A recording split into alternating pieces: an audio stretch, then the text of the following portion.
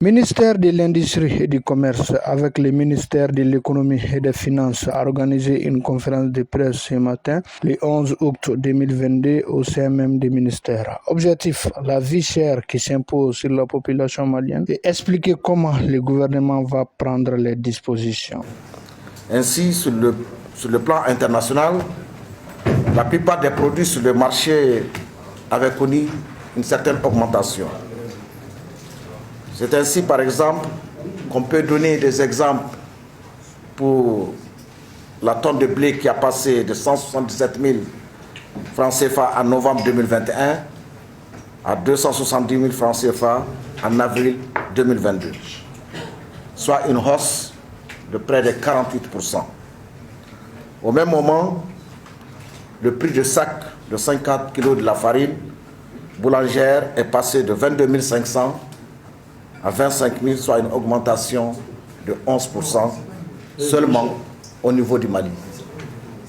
Par ailleurs, les prix fournisseurs sucre ont connu aussi une hausse de 275 000 à 445 000 francs CFA, soit 62% de hausse. Selon les données de la Banque centrale des États de l'Afrique de l'Ouest, nous avons constaté que l'indice des prix des produits importés par les pays de l'Union monétaire ouest-africaine ont aussi connu une augmentation significative de 49% au mois de juin 2022 par rapport au niveau de la même période de 2021. Cet indice est en accélération par rapport à mai 2022 où il avait enregistré une hausse de 46%. Ainsi, les hausses les plus importantes sont notées au niveau du blé, 73%, le riz, 44,8%, les huiles alimentaires, 31,6% et le sucre, 25%. Ainsi, pour soutenir et contenir la répercussion intégrale de ces augmentations sur les prix aux consommateurs, le gouvernement a pris les mesures ci-après. La réduction de 50% de la base taxable à l'importation de 300 000 tonnes de riz, 110 000 tonnes de sucre et 30 000 tonnes d'huile alimentaire, représentant un manque à gagner de près de 15 milliards de francs CFA pour l'État malien. L'administration des prix de ces produits pour éviter aussi les augmentations injustifiées des prix, le renforcement des brigades de contrôle des prix de la Direction générale de commerce, de la consommation et de la concurrence et la suspension de l'exportation des céréales locales, mais aussi des céréales importées, ainsi que l'aliment, les bétails sur pied. Le ministre de l'Économie et des Finances nous en dit plus. Le gouvernement a pris deux types de mesures. Le premier type de mesure concernait le pouvoir d'achat. Comment faire pour que les populations puissent avoir assez de ressources afin de leur permettre donc d'assurer le paiement régulier, en tout cas des dépenses liées à la survie. C'est ainsi que nous avons eu au cours des périodes récentes à payer plus de 315 milliards de dettes intérieures, toutes choses pour pouvoir renflouer les caisses des entreprises, donc tous les fournisseurs de l'État. Nous avons également eu, suite aux négociations avec les syndicats, à faire des augmentations substantielles de salaire, des augmentations sur les indemnités, qui coûte environ un impact annuel de 200 milliards de francs CFA. Et en plus de ça, nous avons essayé de continuer à payer un paiement direct aux ménages les plus vulnérables.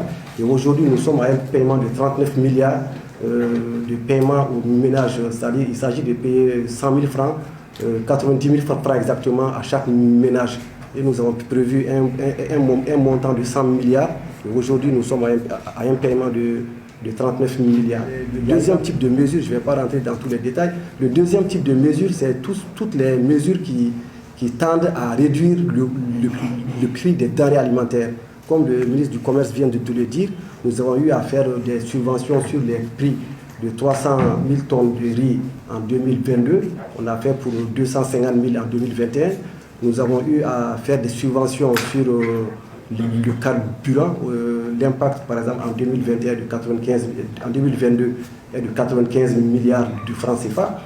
Et sur 2021, l'impact sur le carburant, c'est à peu près de 27 milliards de francs CFA. Nous avons également eu à prendre des mesures de subvention sur le prix du sucre en 2 temps. Il y a eu un premier contingent de 60 000 tonnes en novembre 2021 qui devait finir au 30 juin 2022 et un second contingent de 50 000 tonnes, soit les 110 000 tonnes que le ministre vient d'annoncer. Et en même temps, on a également fait des subventions sur 30 000 tonnes d'huile alimentaire. Tout cela accompagné par des subventions sur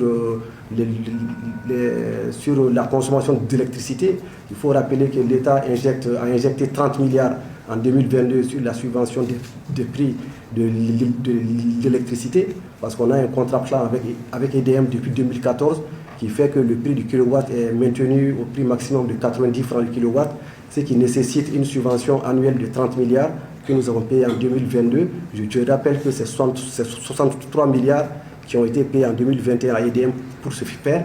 Il y a également le gaz. L'État a mis 11 milliards l'année dernière sur le gaz et cette année 5 milliards de subventions sur le gaz.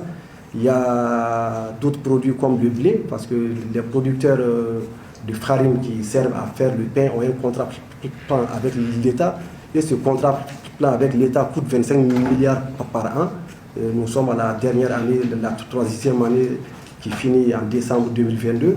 Il y a toute une série de mesures de gratuité sur les produits sanitaires comme la césarienne, la lutte contre le paludisme, etc., qui ont coûté cette année 15 milliards à l'État et 12 milliards en 2021. Donc il y a beaucoup de subventions et c'est ça le deuxième type de mesures que le gouvernement a eu à adopter pour permettre vraiment à la population de moins ressentir l'impact de l'inflation qui se ressent dans tous les pays du monde aujourd'hui. Le gouvernement condamne fermement cette hausse des prix et fait appel à la population malienne de signaler les prix non conformés à la demande au numéro 36020, soit 36080.